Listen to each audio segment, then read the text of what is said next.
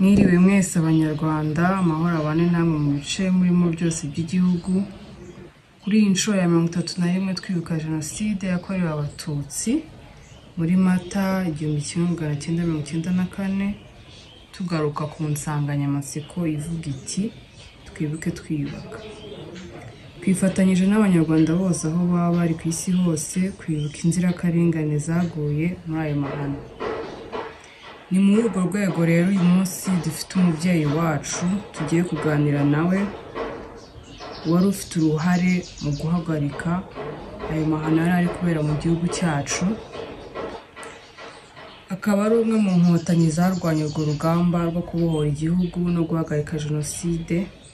Katumwakire tuganire nawe dusangize muri make amateka yacu mbere ya jenoside, muri jenoside na nyuma ya jenoside, kugira ngo urubyiruko tubashe gusobanukirwa amateka yacu. Tumwakire, murakoze. Nitwa Mudahemuka Jean Baptiste Matata, nkaba ndi umwe cyangwa se ndi mu banyarwanda bagize uruhare mu guhagarika jenoside yakorerwaga abatutsi mu 1994.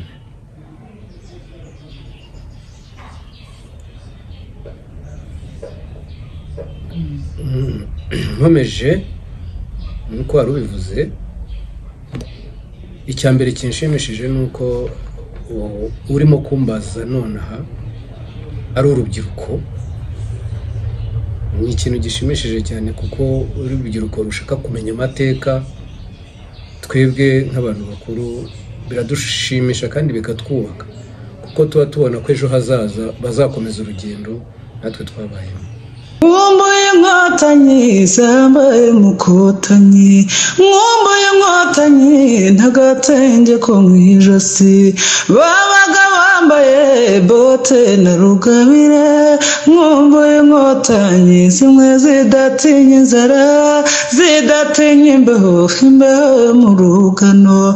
Mwumbuye inkotanyi zambaye mukotanyi, mwumbuye inkotanyi ntagatenge ko mwijosi. Abantu bashonje, inzara, inyota, imbaraga nkeya, kumara igihe kirekire, bamwe babaga ubuzima bugoye, ntabwo byari byoroshye. Umva ari icyo Inkotanyi zagaragaye nk'aho ari abantu bagiraga impuhwe cyane, kuko nkatwe dukurikirana ubuhamya hari ukuntu mwafataga nyine ababyeyi bafite ibibazo runaka mukaboza, mukabaha imyenda.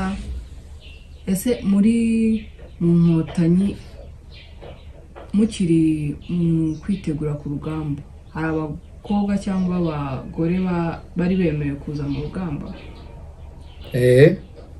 Ku rugamba bari barimo. Twari dufite abana bagiyeyo nabo ari batoya b'abakobwa, bagiye ku rugamba rwose. Bari barimo benshi, abenshi bari bashinzwe kuvura inkomere, gukora ibintu binyuranye, ndetse abandi ku rugamba rwose nabo barahatanye bararwana. Bari bafitemo akazi rero, bari barimo kandi benshi. Bakoraga imirimo yose inyuranye. Uwatabaye wese, ari umugabo ari umugore, byose barimo, ngira ngo barimo benshi.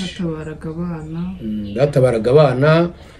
Ibyo uvuga byo gukarabya abantu, uriya ni umuco twari twarigishijwe wo gukunda abantu bose, bose, ubabaye wese, uhunga wese, gutabara.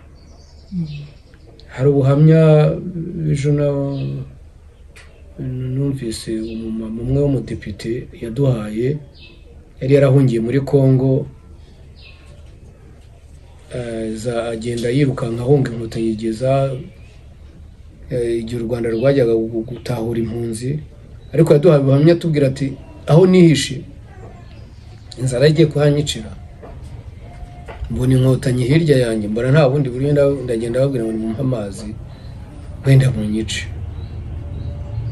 ati amazi barayampaye ati baranseka ahubwo barambwira ngo se uturuka he n'iki ndahababwira ati nibo bamperekeje baranzana baramvura bagira gute bangiza mu Rwanda bangiza iwacu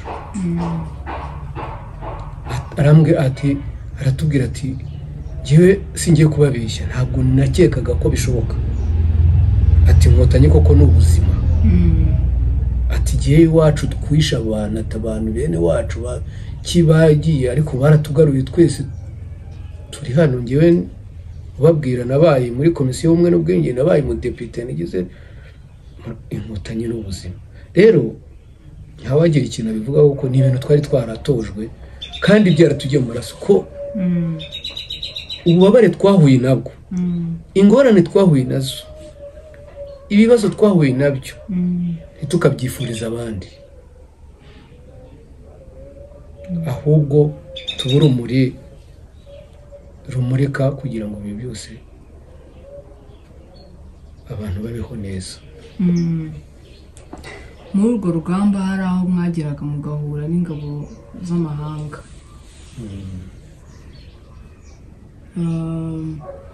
ubwo ingabo z'amahanga namwe mwarumvikanaga cyangwa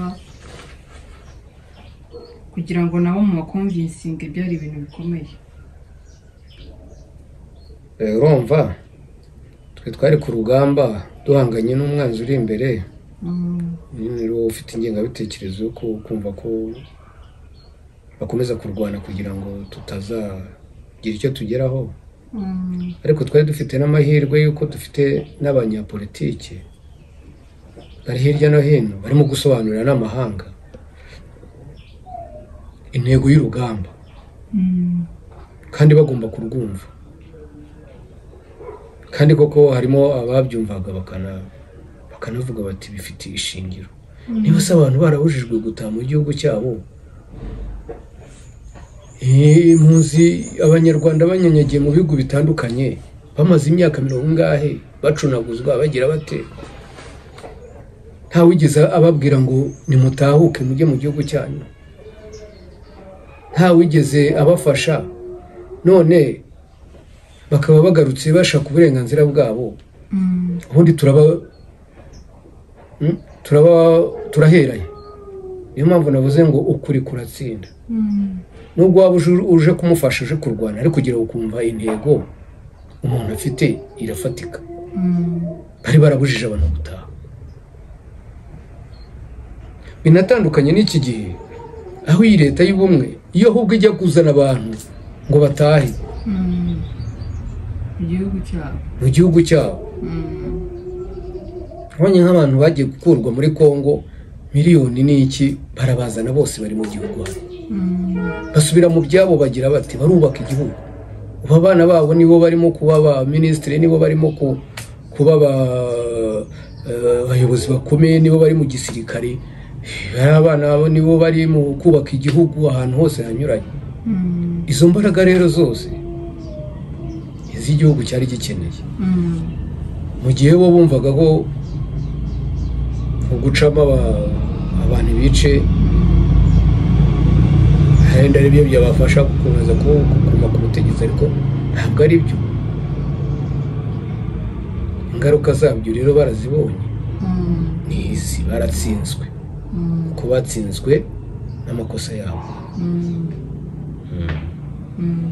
turi kuvuga ku ingabo z'abanyamahanga zari zihari icyo gihe twabonye kuri disikuru yo muri Eto aho ingabo z'abanyamahanga zateganye abatutsi bari kwicwa icyo gihe bakagenda batabara bene wabo b'abazungu twagendaga tubibona amavideo cyangwa iki bo barwana no kugira ngo batabare bene wabo b'abazungu ariko bagasiga abatutsi mu menyo y'abicanyi ese icyo gihe mwari mwarageze mu Kigali mu Rwanda akoze cyane ni ikibazo bajije kandi cyari gikenewe mu by'ukuri abazungu yari ONU yari umuryango mpuzamahanga bari waraje mu Rwanda gufasha igihugu kubuza ubwicanyi ku buryo umuryango mpuzamahanga ugira amategeko yawo, bafite ibiro muri Amerika muri ONU nyine i New York, bagatabara igihugu kiri mu bibazo.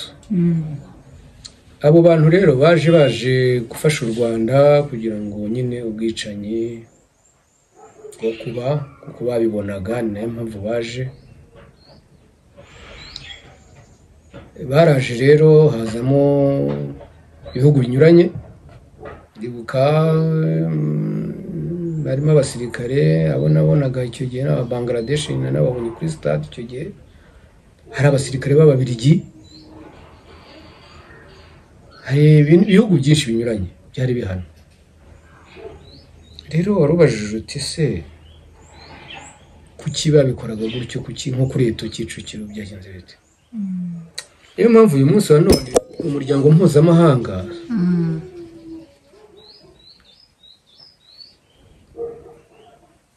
yari ibyo Perezida Kagame ajya avuga, amukunda cyane cyangwa nkamwemera.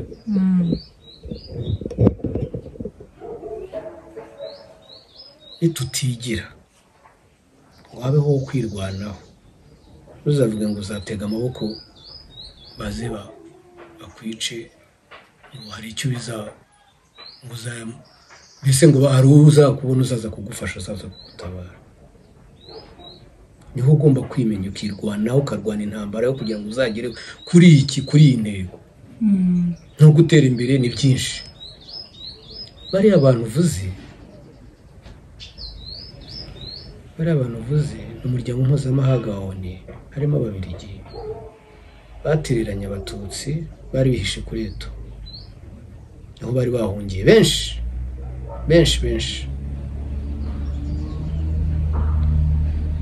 Bizeye ubutabazi bw'abo bazungu, bizeye ubutabazi bwa ONU. Ariko ku munota wa nyuma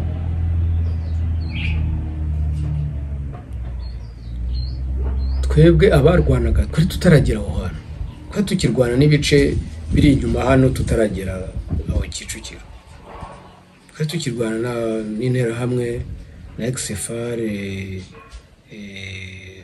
muri ibi bice by'umujyi za Kimironko, za hano kuri stade nyine Kimironko, za Gishushu inyuma, kirwana n'ikigo cy'abajipe hariya za Kacyiru Meridie, hano i Kanombe ku kibuga cy'indege, ikibuga cy'indege bari bakigifite, za Kanombe turimo turwana nabo. Hari aho rero twabaga tutaragera, ariko ONU ihari ari nayo ibarinze. Gufata rero umwanya wo kuvuga kuri bari abantu, umuntu yarira agapfa. Babatereranye ku munota wa nyuma, nibura batavuze batereka tureke abatabazi babanze bahagere. Umva ko bari bafite umugambi gufunga imizigo yabo. Wari urinze umuntu ugutakambira, abantu barimo barataka, hari abana bararira, hari ababyeyi babuze amazi yo kunywa, hari abasaza barimo bacikanye inzara yishe. Abantu baraho ngaho baragutakambira, kandi bari mu menyo ya rubamba, baguswe n'umwanzi nyuma ya ONU. Aho ngaho hari interahamwe zahaguze. Barangije baravuga ngo turabasize, turagiye, tubasize mu menyo ya rubamba, tubasigiye abicanyi. Iki kintu nta nubwo njye nijya numva nagize, nashaka no kucyumva no kugisubiramo. Ni ibintu bibabaje, ni ibintu biteye agahinda. Wavuga ngo bari abantu batumariye iki? Wavuga ngo bari abantu bakoze iki? Njye niyo bavuga ngo uburenganzira bwa muntu, ngo hari za Amnesty International zijya zivuga ngo abantu ngo bakoze ibyaha, ngo abantu bagize gutya n'iki, baje bakihiraho kuba dukuriye ibyaha, ko ari bo batwishe, ko ari bo bishe abantu, ko ibi byose ari bo babiteye. Urwo rukiko niho nzi barwishyiriho, rubafatire ibihano. Ariko se akorwa nande. Isi ni uko nguko imeze. Ejo bundi perezida yaravuze ngo turi mu isi yo kubeshya itari y'ukuri. Nta kuntu bavuga ngo hari ngo urukiko mpuzamahanga rwo guhana ngo abakoze ibyaha, ukaba udahera kuri bariya abantu basize abantu bicwa hariya Kicukiro ngo bahereho bari babanza guhanwa, ukaba udahana aba bantu bigishije ingengabitekerezo ya jenoside yakorewe abatutsi bakaba banyanyagiye hirya hino hose ku isi, ukaba udahana n'uyu munsi wa none abatutsi bakicwa muri Kongo, bari abanyamurenge ubona bicwa babatangiye kera, barataka buri munsi, bararira buri munsi, ariko ntawe uvuga ati muhore reka tuze tubatabare, igihe mwatakiye, igihe mwiciwe, reka tuze tubatabare. Ntawe ubivuga. Ahubwo iyo ushatse kujya kubatabara cyangwa kubavugira bakugira umwanzi.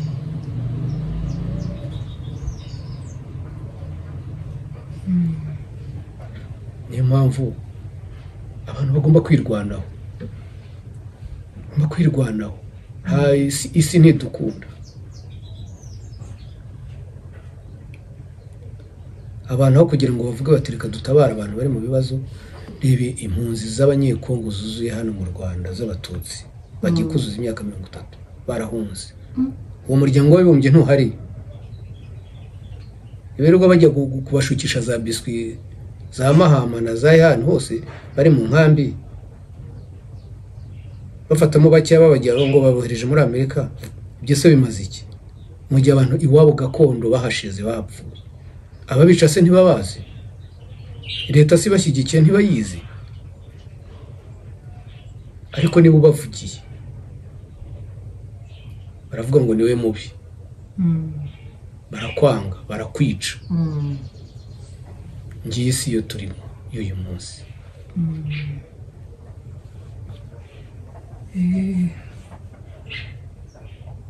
Ikindi kibazo ni ukukubaza muri urwo rugendo rwawe uko mwabaye inkotanyi igihe kirekire, ari aho mu ishyamba, ari aho i Kigali, ari aha mu Rwanda mubohora u Rwanda rwanyu, munafasha abatutsi bicwaga kugira ngo baze basubire mu buzima bwabo busanzwe. Ese wowe uyu munsi nk'umuntu wabaye inkotanyi cyangwa umuntu wagize uruhare mu kubohora igihugu, wiyumva ute cyangwa se niki kigutera ishema cyo kuvuga ngo mu byo nakoze icyo gihe hari umusanzu mukuru natanze igihugu cyanjye, nk'uko nagiye nkava iwacu nkavuga ngo iwacu bari kwicwa, igihugu cyacu kiri kugenda gutya, ariko mfite intego y'uko n'ingaruka zaba mfite ikintu namariye igihugu cyanjye? Akoze rero ngo nishimiye yuko nicaye mu gihugu cyanjye, nishimiye ko dufite ubuyobozi bwiza, nishimiye ko abanyarwanda bose babanye neza, nishimiye ko n'ubu ngitanga umusanzu mu gukomeza kucyubaka, kuko n'ubu aho ndi hano gerageza gufatanya n'abaturage duturanye mu kubaka igihugu, tukitabira gahunda zose duhuriramo, umuganda abanyarwanda twese tuhuriramo tukaganirira, tukareba ibyubaka igihugu. Inama nyinshi tuhahurira zitwubaka, nzihuriramo nabo, umva biranshimishije. Umva rero twarakoze ikintu gikomeye kinshimisha, kuko u Rwanda ruraho nifuzaga. Muri urwo rugamba twabonye ko uri umwe mu nkotanyi cyangwa mu basirikare babashije gukomereka mu muri urwo rugamba mwarwanaga, ariko ukongera ugahaguruka ukavuga ngo ntago aka kaguru ncitse cyangwa akaguru barashe ntago katuma nicara hasi ngo mvuge ngo ibyanjye birarangiye nta wundi musanzu nongera gutanga. Ese muri ibyo bihe ni ibihe bihe byakubabaje wibuka ku rugamba? Ibyo byose wabonaga bagenzi bawe, hari abo mwabaga muri kumwe ku rugamba ugasanga umwapfuye ku ruhande rwawe, ugasanga umagize gute, ni ikihe kintu wibukamo cyaba cyarakubabaje mu rugendo rwawe rwo ku rugamba? Njyewe ikintu cyambabaje mu rugendo rwo ku rugamba ni uko intego twari dufite yo gutabara u Rwanda twayigezeho, ariko tukayigeraho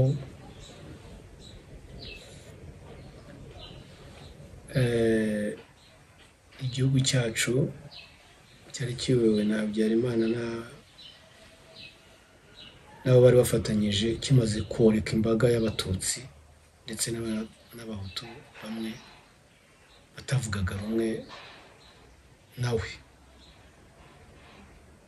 Icyo kintu cyarambabaje cyane,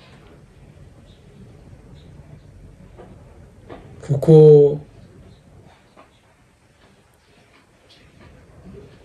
urugamba rwose rurwanwe siko rumara abantu ngo habe jenoside imara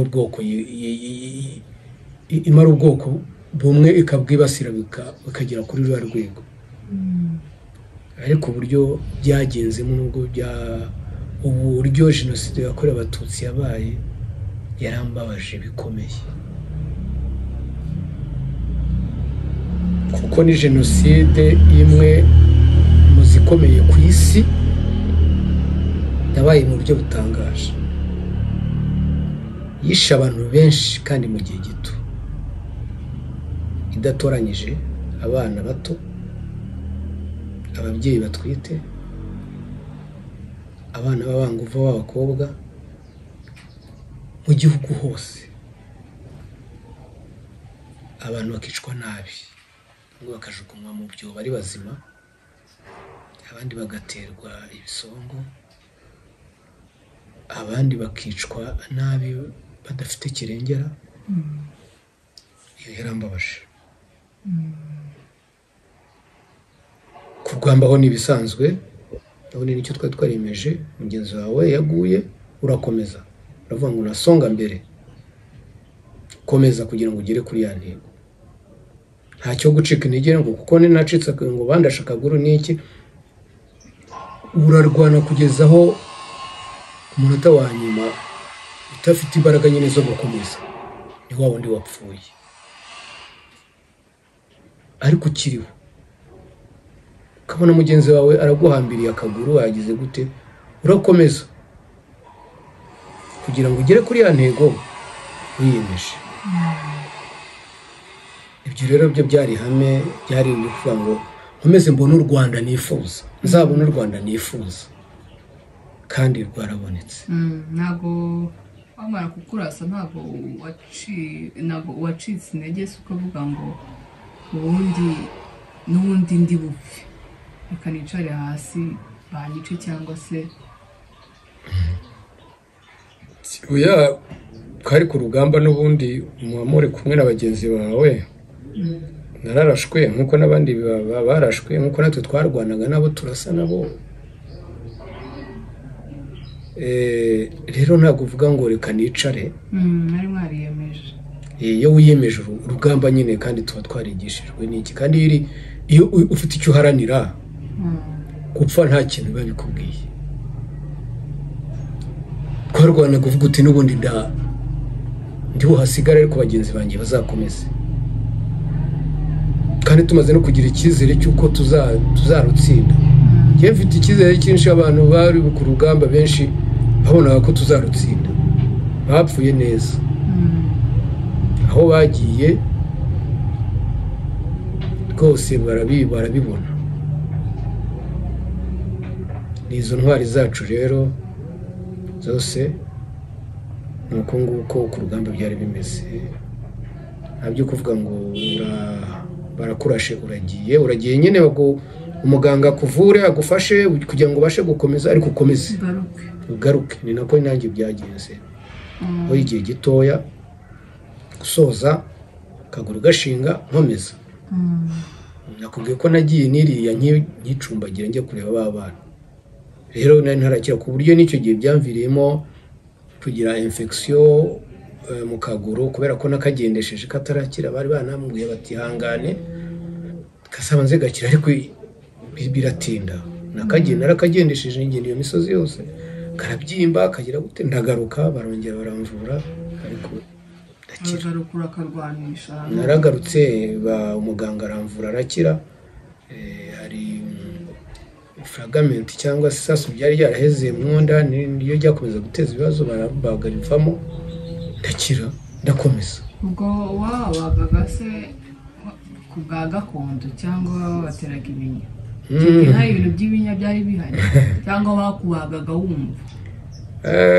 Ku rugamba rero haba harimo ibintu byinshi, na ibyo by'ibinya ntabyo. Icyangombwa ni uko ugomba guhama hamwe nyine niba ari kukuvura bakakuvura. Icyo gihe nta terambere ryari hari, cyangwa naho twari turi ntabwo ushobora kuba urasi wangaha ngo bagutere ikinya cyangwa bagire gute. Oya, abaganga bagomba guhita bagufatira bakagutabara byihuse ubwo waba ubabara ariko igikorwa kikagerwaho.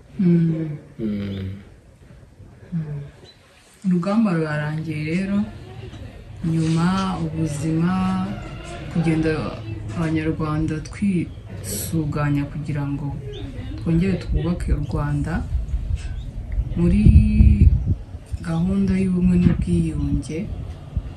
Mwagiye mute mu buzima busanzwe, especially nkamwe forces cyangwa inkotanyi zari zihari, kugira ngo uvuge iti urugamba rurarangiye ngiye gusubira mu buzima busanzwe, ngiye kwiyubaka gutya, uhere gutya wiyubaka. Kandi u Rwanda rwari rwarashenye mu buryo bwose, ari ibikorwa remezo, ari politike, ari umwanda, ibintu byose nyine u Rwanda ruri gutangira kuri zero. Urugendo inkotanyi zagize mu kubaka cyangwa mu kugarura icyizere cy'uko u Rwanda rugomba kuva ku rwari rumeze. Hari ikintu nabonye ku nkotanyi, urakoze cyane kuri icyo kibazo ubajije. Urugendo rwo kubaka u Rwanda rwasenyutse koko nk'uko bivuze, nta bikorwa remezo bihari, amavuriro yari yarashize yarasenyutse, ibikoresho barasahuye babijyana muri Kongo, muri leta amafaranga yari yarashizemo, ndetse byose babihungana babijyana muri Kongo, ndetse n'abaganga abapfuye barapfuye, n'abasigaye nabo baragenda bajya muri Kongo barahunga. Byari ibintu rero biri kuri zero, ubona igihugu kugira ngo kizongere kwiyubaka bigo. Ariko nakubwiye ngo inkotanyi zarize ibintu byinshi cyangwa se zikwitanga uburyo bwose. Hari inkotanyi ntabwo ari bari ku rugamba gusa, harimo abakada cyangwa se abantu bize iby'impinduramatwara, revolution yo guhindura igihugu, habamo kwitanga kuri buri kimwe cyose. Rero niho bano batangiriye kuri leta, bashinga guverinoma idafite amafaranga, idafite guhemba abakozi, idafite buri kimwe cyose, ariko batangirira kuri zero. Bigisha abantu kubaho ko bisanze. Abantu bamwe baba abaganga badahembwa, abanyamakuru badahembwa kuri za radio na televiziyo. Abantu benshi bakora akazi gushinga za ministeri n'iki badahembwa, ariko barakora ubutabera, gutangira gukurikirana abakoze jenoside yakorewe Abatutsi, kandi bakabakurikirana neza kugira ngo ubutabera bugende neza.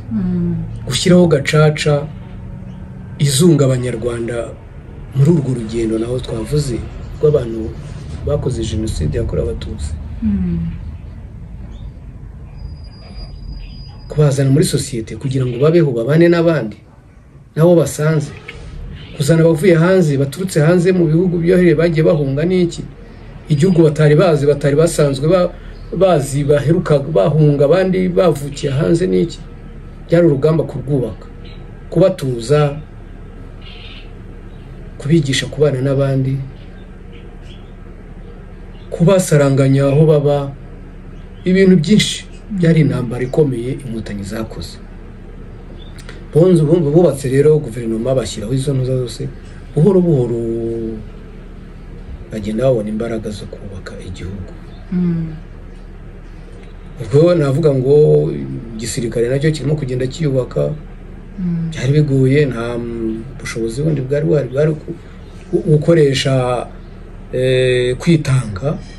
kwitanga cyane mu buryo buke ufite, byose bisaba kwitanga. Mwaritanze. Byari ukwitanga. Kwitanga rero byagaragaye icyo gihe, ibyo byatumye n'igihugu gitumbagira kikagira ku byiza tubona uyu munsi, aho igihugu cyacu ubona muri ino minsi kiri mu bihugu bimeze neza kandi byarahuye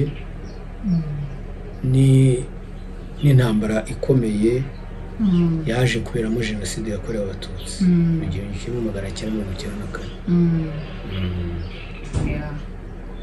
nka Mudahemuka Jean Baptiste, tugushimira ku ruhare wagize mu guhagarika jenoside ufatanyije n'inkotanyi na bagenzi bawe. Kuri izi saha, kuri uyu munsi uracyatanga umusanzu mu Rwanda, kuri government y'u Rwanda, urubyiruko n'abandi bose turi mu Rwanda, cyatanga umusanzu mu kuba uri umuyobozi umwe ukomeye mu mudugudu wacu w'ubumwe. Ni iyihe nama cyangwa se icyifuzo wabwira urubyiruko, kubera ko muri ayo mahano cyangwa muri iyo jenoside urubyiruko nirwo rwari rwiganjemo, ari abica, ari abagira ute, urubyiruko akenshi nibo wasangaga ari bo bafite ingufu kandi batozwa cyane n'iyo politiki mbi yari ihari. Inama wagira urubyiruko, ubu turi kwiga ku mateka, tugenda twumva amateka ku babyeyi bacu cyangwa amatwigisha inyigisho zitandukanye, niyihe nama wagira urubyiruko kugeza ubu uri kwiyubaka? Akoze cyane. Inama nagira urubyiruko, nabanza nkaturuka inyuma gato, kubera ko nk'uko wari ubivuze, urubyiruko nizo mbaraga z'igihugu. Ibyo urubyiruko rwagiyemo byiza byubaka igihugu kigatera imbere. Iyo bagenda mu bibi, igihugu baragisenya kigasubira inyuma. Nibyo byabaye rero kiriya gihe, kuko urubyiruko nirwo rwijanditse muri jenoside yakorewe abatutsi. Bararushuka abanyepolitike bagira gute, rwica abatutsi, rwica abatutsi, rurabamararu, rusenya ibikorwa remezo, rusenya ibintu byinshi byari bigize icyo gihugu, n'urubyiruko rwabikoze. Uyu munsi wa none iyo ugiye kureba umubare mwinshi w'ababikoze nibo bagiye mu magereza barafunga. Nyamara babiyoboraga n'ababikoze b'abategetsi biyurira indege baragenda bajya i Burayi, n'uyu munsi ntibarafatwa, ntibaracibwa imanza kubera ya politiki nakubwiye y'ibihugu biri hanze. Baracyazungurukamo bibereye neza n'iki. Ariko rwa rubyiruko bashoboye rudafite ubushobozi bwo kugenda no kugira no kurushuka, nibo bahuye n'ingaruka za jenoside yakorewe abatutsi. Havuga ngo rero icyo nasaba urubyiruko rw'iki gihe rwose hamwe, byamoko byavuyeho, ubu turi mu Rwanda, ndi umunyarwanda, turi abanyarwanda twese, dufite igihugu cyiza, indangamuntu barajugunye bashyira hariya, leta ibikuraho, amoko ikuraho, umwana aravuka akiyigira, ntawe umubwira ngo wowe uri uwo kwandisha, ngo uri uwo kakanaka cyangwa amanota turayagukuraho kuko uri iki. Umwana ariga agatsinda, utsinzwe agatsindwa, ariko bose bakaba ari abanyarwanda. Niyo mahirwe dufite uyu munsi w'iyi leta y'ubumwe n'amahoro n'ubwiyunge. Izo mbaraga rero uyu munsi dufite z'urubyiruko, tutakiri muri rw'ibyo bihe bibi byaciyemo, urubyiruko rukwiye kubifatiraho imbaraga zo gukomeza ubumwe, urubyiruko rugakundana, urubyiruko rugafatanya, bakanga ikibi bagakunda icyiza, bagakunda igihugu cyabo. Twagiye mu gisirikare, twagiye turi abana,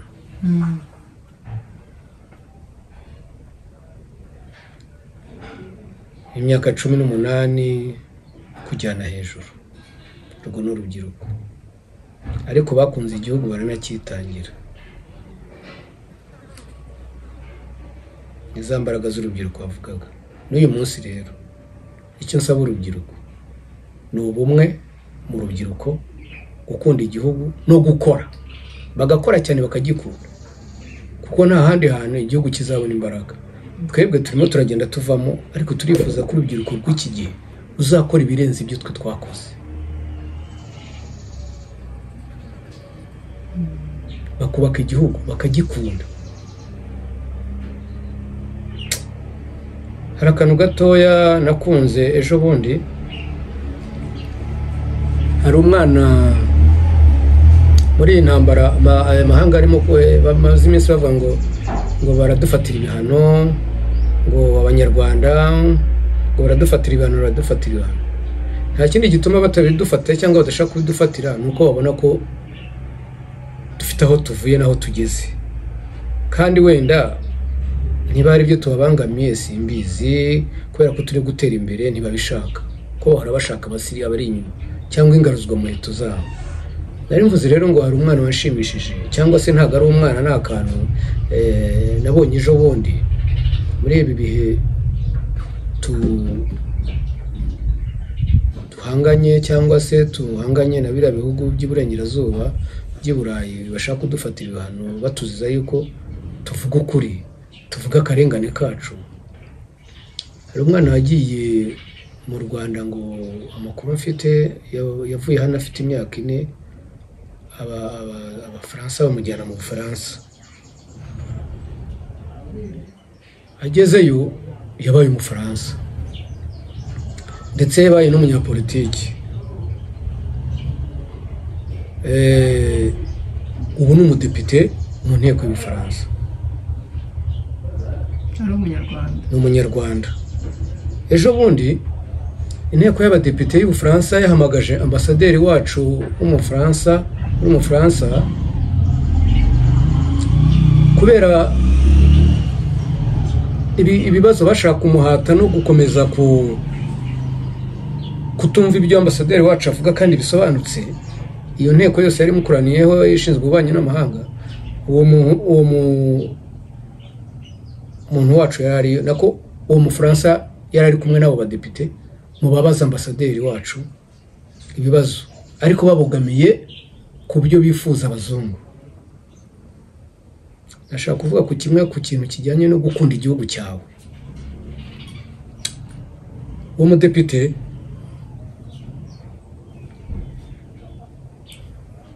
bashobora no kuzabireba, abashaka kureba mu kiganiro cyabayeho muri ino minsi. Umudepite w'umufaransa ariko ukomoka mu Rwanda, wagiye ari umwana, aracyari n'umusore, naramubonye aracyari muto cyane, yaravuze ngo ariko birababaje kuba hano mu nteko y'Ubufaransa turi kumwe, duhora twirengagiza cyangwa dushaka kugoreka amateka ya jenoside yakorewe Abatutsi yabaye mu Rwanda. Ndabibabwira buri munsi, ariko ntimwumva, ibindi murabyirengagiza. Ndi kumwe namwe, ndi umudepite w'umufaransa, ariko ntabwo nshyigikiye ibyo mukorera u Rwanda.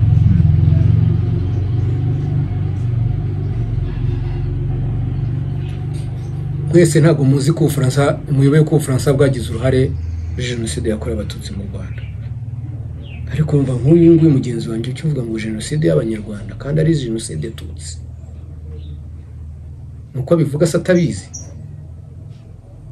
Nzakomeza guhangana namwe nubwo ndi mu nteko y'Abafaransa, mbanye babwiza ukuri. Rero icyo nanishatse kuvugaho yaranababaje byinshi, navuga uko bakomeje kuvuga ngo u Rwanda ruri muri Kongo, Rwanda iki se ko mutavuga FDLR iri hariya ko mutayivugaho kandi bayizi kandi muyizi. Yanafatiwe ni uyu twaganiwe Ruyenzi Letitia, niwe mfura y'iwacu kwa papa na mama, niko yitwaga. Agakurikiraho yewe Idahemuka Jean Baptiste Matata, wari impanga na Mutabazi Jerome uhagaze hejuru. Twakurikiraga Letitia. Uyu ni papa utubyara Munyeshuri Raphael. Uyu ni mama watubyaraga yitwaga Nabahweje Marie. Abadukurikiraga rero ni umukobwa yitwaga Abijuru Clotilde, nawe agakurikirwa na Domingo Gilbert.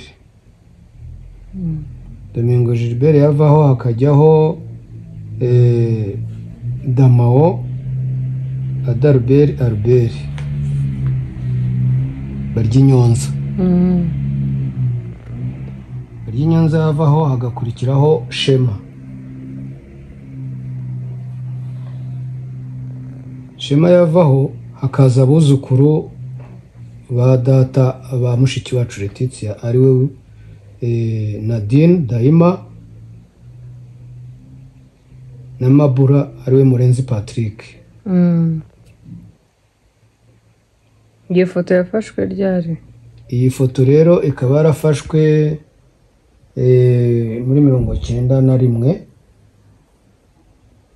ngira ngo mwese mwari mugihari. Twese twari tugihari. Ari muri ya foto y'urwibutso, ariko mu gihe cy'intambara nyine ari nabwo twatangiye kugenda bamwe batatana. Uyu ni Uwamweze Georgette, yakurikiraga Baryinyonza Albert.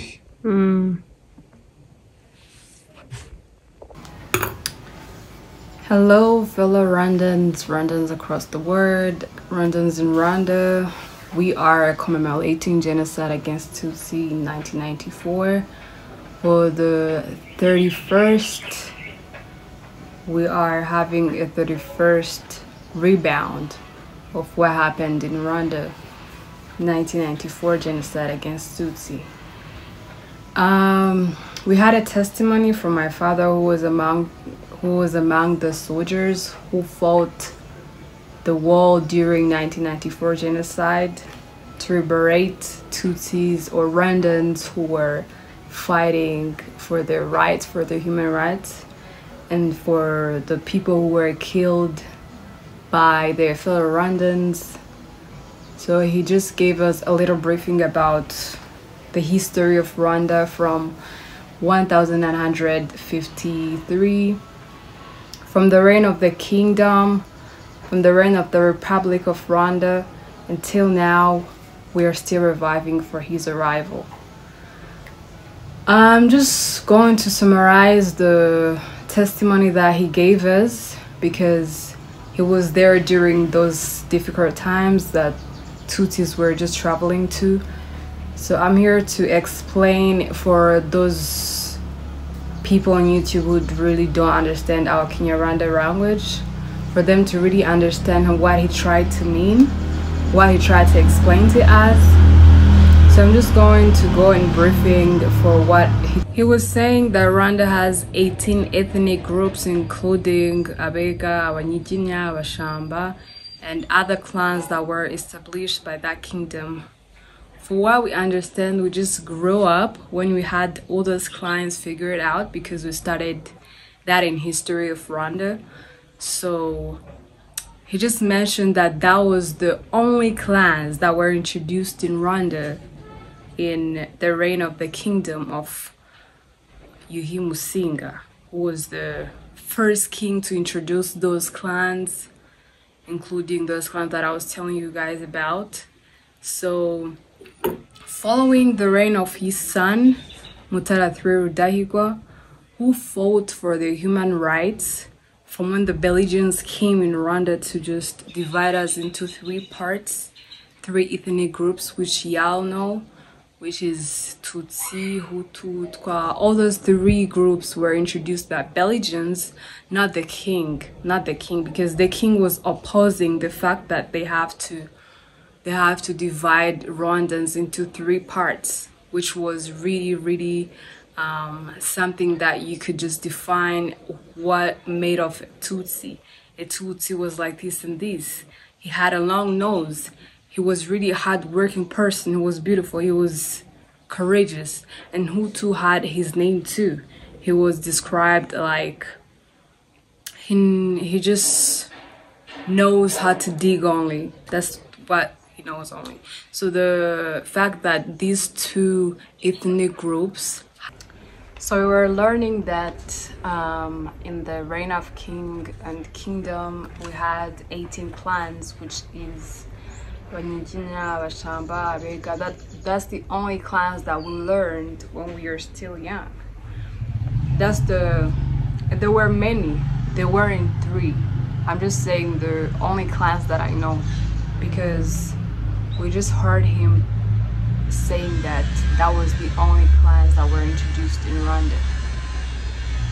Following that, Yuhi Musinga was the leader, or was the king through that time, where Belgians came and he started to oppose their objections or their leading system that they had that time, wanting to control Rwanda and Rwandans at the same time,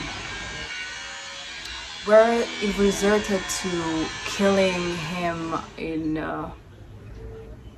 they just exiled him in Cyangugu. Later they took him in another province where they killed him.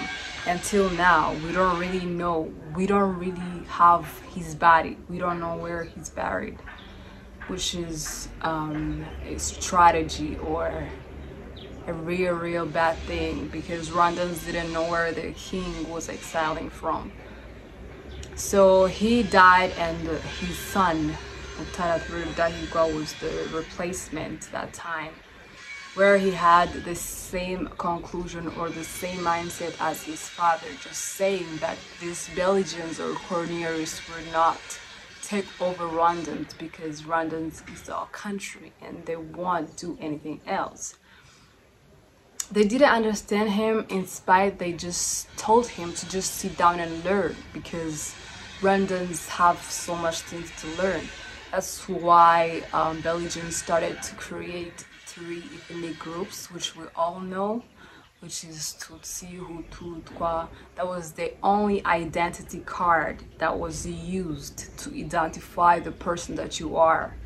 They started educating and preaching people about those clans or those groups, telling them that the Tutsi look like this, that the Hutu just look like this, and the Twa does this. They started to divide them through how they look, the work that they do, and describing them as many bad words, bad names, which was really sad, because they weren't taken as normal people. So that's what Belgians did, which resulted in a genocide against Tutsi in 1994. But in spite of that, our dads say that he joined forces army, RPF, in 1990, where he was introduced to the army, through all those paths, through all those strategy, through his parents moving to one place to another, leading to death. Our father was imprisoned. People were killed that time. People were killed in Bigogwe. People were killed in Bugesera before genocide. So we are asking ourselves that no matter how they said the genocide started in 1994, the genocide started years before the genocide, its name. 1992, RPF Inkotanyi fought through these soldiers of Habyarimana. They fought together for the human rights, where in 1994 Habyarimana and President Paul Kagame, they went in a meeting in Tanzania, Arusha, to just end that massacres or that killings that was really so very harsh and so very unpredictable to Rwandans, especially the Tutsis who were killed at that time and who were just dehumanized and killed in a certain way that you cannot even explain. So the meeting failed because in the coming back of Juvenal Habyarimana, the plane that he was in crashed. It was really saying that Inkotanyi or the RPF forces were the people who shot the airplanes, and it came down. They started killing Tutsis on 6th April 1994, when the plane of Habyarimana crashed. They started immediately killing the Tutsis, saying that their fellow Rwandans, their fellow Tutsis who are in RPF forces, they shot the airplanes of Habyarimana, they killed him. So that's why they need to kill the Tutsis too, to exterminate them, because that was the plan. The plan was to exterminate all the Tutsis in the country, so the country would belong to Hutus only and other people involving. They failed because these leaders, these soldiers fought a whole war. They fought from April to 100 days. They still fought for the Tutsis who were very killed. As we understood his testimony, he just said, we didn't have anything. We didn't have food. We didn't have water. What we had was the target. What we had was the love for our country, to relate it, to just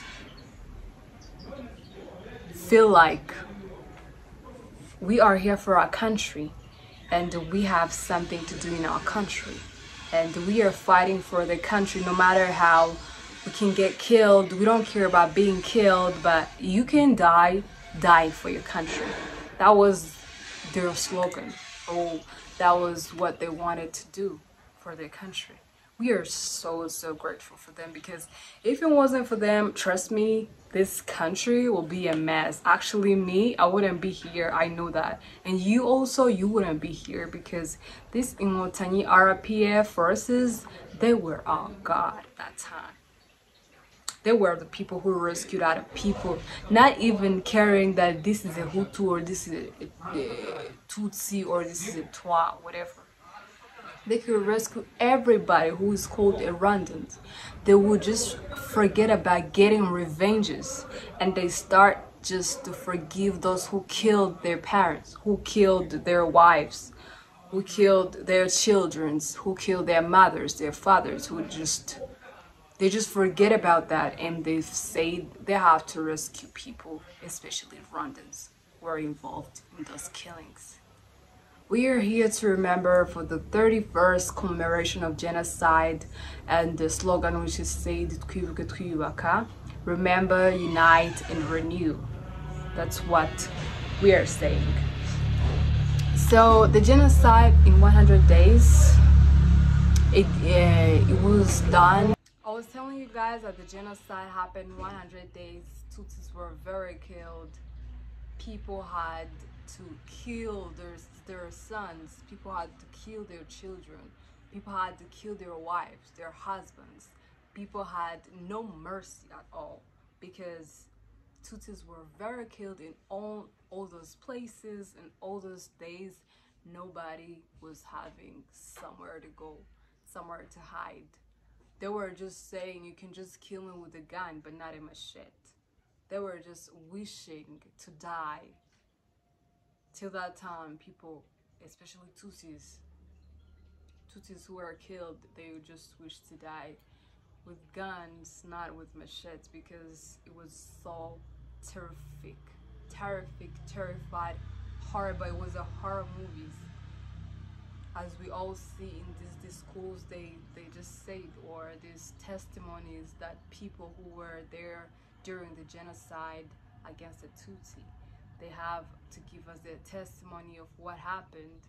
That's where we understand how people are, how these Hutus were animals. Because I don't understand how you can just pick a mother who is pregnant and you just slaughter her through her belly and you remove a kid and you said you are Inyenzi or you are the snake, you're Inzoka or something. Those are the names who they just named the Tutsi at that time, because when they started to kill you when you were a Tutsi, they just said, I have to kill you like I kill a snake. You understand that? So dive into the genocide. It happened 100 days. Mark that. Over 1 million Tutsis were killed. Over 1 million Tutsis were killed in that short period of time. Nobody had somewhere to go. Rwandans were shattered.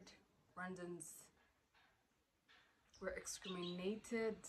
People had a refugee camp which is full of very many Rwandan people, which was very terrifying and horrible. It was very horrible. And the Rwanda stayed with zero.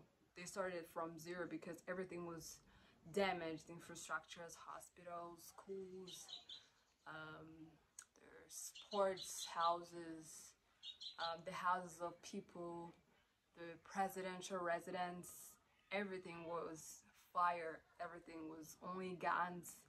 It was a tragic or a horror time for Rwandans. Yeah, I was saying we just heard about the testimony of our parents who just fought when he was 18 years old. 18 years old, having a target of saying, I'm going to fight for this and I have to win this no matter how. I'm going to face it or win it in a certain way. You just have to have goals. You just have to forget about everything else and stick to your goal at the same time.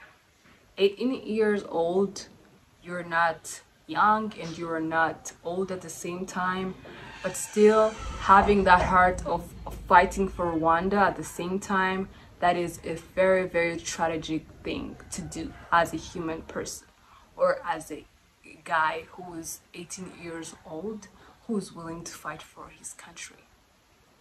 Sometimes you don't even understand what is going on to your country, but you said, I'm just going to pack my bags and go join the army, the RPF, who are the leaders, who are the savers of many Rwandans, who were the people who just felt like they have to take you as their person. They don't care that you killed or you kill. They will just help you no matter how the crime was really defeated. So I have to end with this. I guess I summarized it. And after the genocide, we were united. We are called Rwandans. We are all Rwandans, and we are still building our country. We are paying tribute to those who lost their loved ones. We are so sorry, and we are so with you guys who lost their loved ones. Like I said, twibuke twiyubaka. That's the goal. That's the spirit. That's all I summarized about my dad's testimony. I couldn't tell you guys about all of that, but I tried to summarize. I hope you guys understand. Twibuke twiyubaka, and have a good day. Thank you so much for being with me, being with my father, and this testimony and this educative thing that he brought into us. Thank you. Ah non, on essaie de les mettre un peu à côté. Quand la population aussi, il y a des cadres politiques qui vont dans la population, qui vont dans des camps de réfugiés, qui enseignent la population à ne pas se venger. S'il y avait à se venger, les militaires devaient le faire premièrement, parce que tous ces militaires que vous voyez, ils ont perdu leurs parents ici. Leurs parents qui étaient tués par ces gens que vous voyez, mais ils ne se vengent pas. Ils ont compris la politique des pères. nabyakiriye neza cyane. Igituma nabyakiriye nuko ari abana b'Abanyarwanda barenganaga kandi batazi icyo bazira. Impitamo rero kugira ngo abandi bakomeze urugamba, nanjye nsigara inyuma ntoragura zampfubye kugira ngo nzirere. Burya gukunda igihugu ntabwo ari ugukunda ibiti n'imisozi n'ibibaya. Gukunda igihugu ni ugukunda Abanyarwanda. Wamara kubakunda ukabiyumvamo, wamara kubiyumvamo uko niko gukunda igihugu. Ibyanjemo kubera impamvu yuko abangaba bagendaga bazana banzanira nuko ari bo muri iki gihugu ngo bari bo Abanyarwanda bagomba kuzubaka igihugu gikomeye, kuko twebwe turagenda dusaza. Ariko noneho b'Abanyarwanda nari mfite umurava wo kuvuga ngo aba Banyarwanda nibo Rwanda rw'ejo. Icyo gihe ntabwo byari byoroshye. Nge nabareraga ndira ntekereza ababyeyi babo.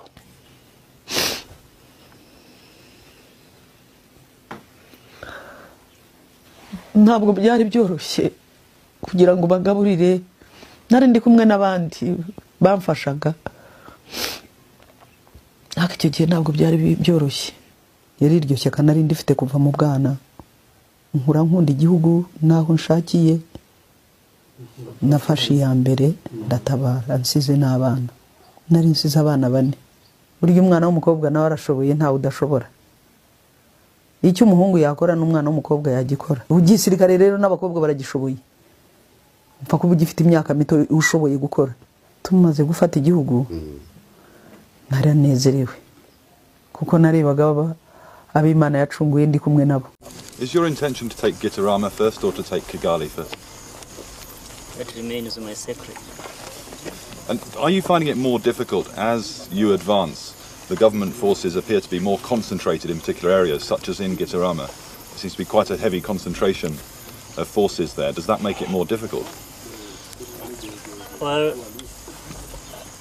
I wouldn't like really to discuss the details of what is going on in the battlefield, but we've been making advances. We've been defeating the government forces in different areas where we have been fighting. They have been putting up quite some fight. So the struggle for either Gitarama or Kigali or any other area in this country continues. Maji twazigenze emtara yeze ziraririmba bantu tutugane ziravumera mama we umburugamba ngo rurahinda urugamba rujya guhinda rwabanjeremera na Kimihurura ntwari we umburugamba ngo rurahinda umugaba w'ingaba cyumvizo mpeza mihigo ati ni mwambarira itaba. abamuzi bazira inenge abatamuzi muzamubwirwa muzabaza umushirabwoba wamushomburaga inyambo bana b'u Rwanda tumuhe impundu wamubonye utari gito yaje kubahoza yaje yazanye amahoro n'ubumwe yaje ngo agwize urukundo mu bana b'u Rwanda mwirira yaje kubahoza yaje aho uva kuba umushumba wawo nuko uba ufite bwinshi uragiye n'ubw'abandi ndetse umushumba w'ubugabo ubwawe n'ubw'abandi bose uraburagiye murokanga mpariwe jyewe n'inganjo renga bike ntarambe mu Rwanda bari icyagatinyirwe cyose mpariwe maze wafosi naho ushumwazi ntarambe mu Rwanda. Mwarakoze intwari z'u Rwanda, mwarakoze inkotanyi, mwabohowe urwatubyaye, Imana yo mu ijuru ijye ibahuzaho imigisha myinshi. Mwarakoze Fred Gisa, warakoze Michael Rwagasana, mwarakoze abanyeshuri b'Inyange, warakoze umwami Mutara wa gatatu Rudahigwa, mwarakoze Niyitegeka Felicite, mwarakoze mama Agathe Uwiringiyimana, warakoze cyane musirikare utazwi, mwarakoze namwe mwese mutayemye kugaragaza ubutwari, mwarakoze bakurambere bacu, mwitaze mutizigama, muhaga urwatubyaye ruvamo ubukombe.